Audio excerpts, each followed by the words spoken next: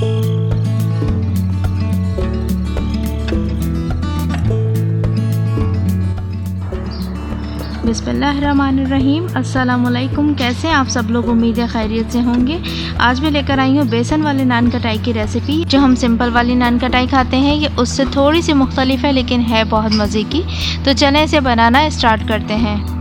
सबसे पहले हमें लेना है घी। घी के बारे में मैं आपको यहाँ पर बता दूँ कि घी मैंने लिया था 250 ग्राम, और आप इसे ग्राम में मेजर कीजिएगा तो ज़्यादा सही रहेगा। और घी को मैंने लेने के बाद इसे मैंने गरम कर लिया था। गरम करने के बाद इसे हल्का सा मेल्ट कर लिया था, और जैसे ही मेल्ट हुआ मैंने इसे फ्रीज़र में रख दिया था।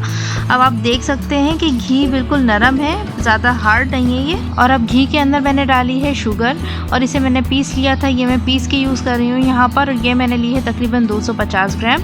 और आप अगर आइसिंग शुगर यूज़ करना चाहते हैं तो वो भी आप डाल सकते हैं, तो वो भी आप डालिएगा। तो 250 ग्राम ही इसके अंदर डालिएगा।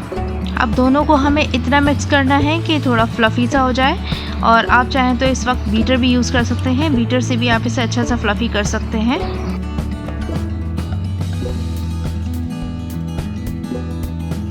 और अब इसमें मैं शामिल कर रही हूँ बेसन। बेसन मैंने लिया है 175 ग्राम, और इसे भी डालकर अच्छे से मिक्स कर लेंगे।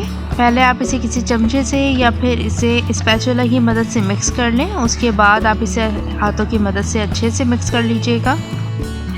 अगर आप चाहें तो अंडे की सफ़ेदी भी इसमें यूज़ कर सकते हैं, वो तकरीबन आप डालिएगा 20 ग्राम, लेकिन मैं इसमें यूज़ नहीं कर रही हूँ। अब मैं इसके अंदर डाल रही हूँ मैदा 125 ग्राम, और अब इसके अंदर मैं शामिल कर रही हूँ इलायची पाउडर। ये जाएगा इसके अंदर हाफ़ टी स्पून। अब इन दोनों चीज़ों को अच्छे से इसके अंदर मिक्स कर लेंगे। मैदा शामिल करने के बाद ये थोड़ा पाउडर फॉर्म में चेंज हो जाता है।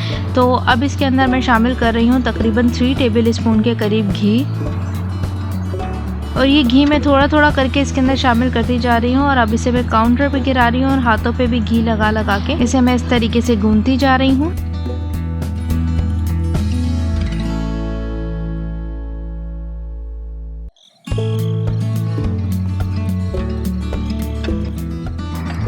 थोड़ी देर तक जब हाथों से आप इसे मिक्स करते रहेंगे तो ये इस फॉर्म में आ जाएगा जैसे आपको मैं दिखा रही हूँ।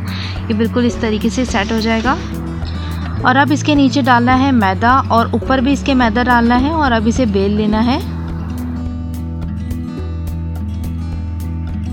और बहुत हल्के हल्के हाथों से इसे बेलना है, वरना ये टूट भी सकता है। इसे बहुत हल्के हल्के हाथों से बेलेंगे, और अगर कहीं से ये टूटने लग भी जाए तो इसे हाथों से सेट भी करते जाना है साथ साथ।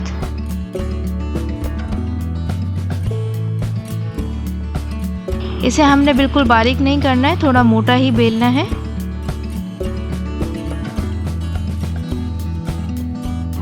आप कोई भी राउंड कटर ले लेंगे और इसे बिस्किट की शेप में कट कर लेंगे।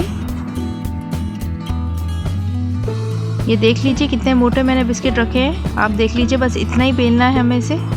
इसी तरीके से सारी नान कटाई तैयार कर लेंगे।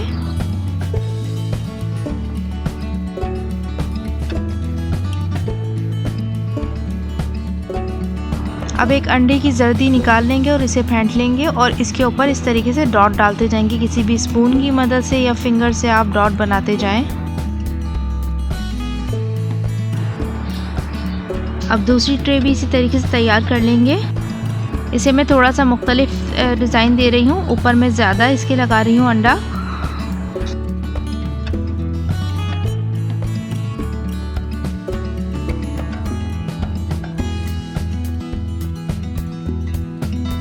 और थोड़े से ऊपर मैं डाल रही हूँ पिस्ते। आप चाहें तो बादाम भी रख सकते हैं।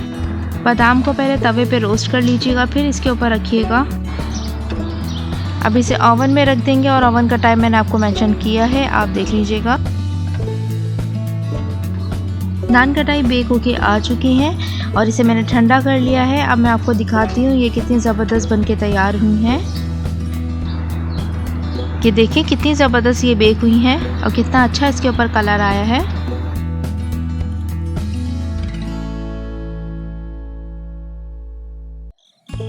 दूसरी वाली नान कटाई भी तैयार हो चुकी है, ये भी मैं आपको दिखा देती हूँ। देखिए ये भी कितनी परफेक्ट बनकर आई हैं।